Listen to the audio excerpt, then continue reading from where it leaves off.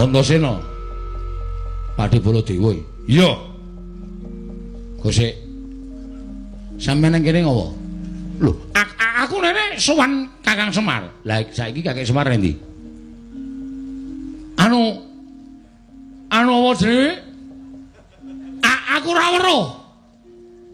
Sampeyan mulih rene bareng karo Kurawa to? Ora. Ayo ngaku. Ngaku sampeyan. Bareng karo Kurawa ya to? Ngerti aku tumandang nrenggalangi Kurawa, mak gedhe Baladewa nyelingker liwat dalan liya. Terus ketemu karo Kakene Semar, saiki Kakene Semar tok ringkes tok bondo tok krincung sikile tok bondo tangane. Ngaku ora, Antasena, kowe aja edan.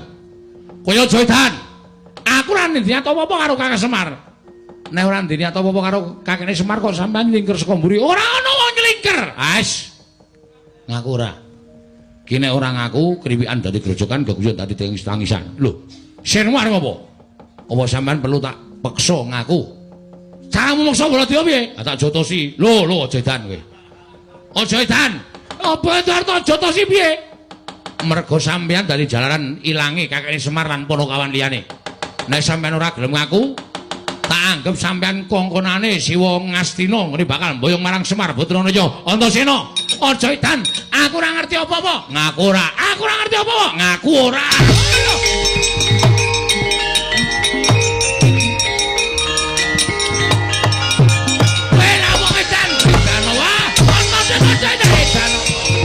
Aku ora.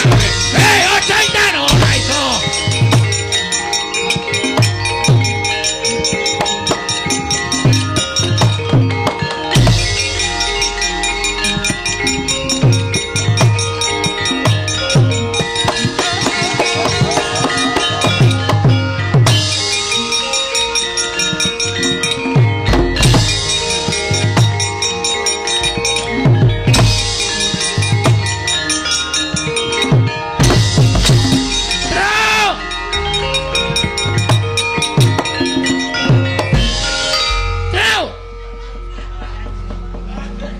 Tatap wete.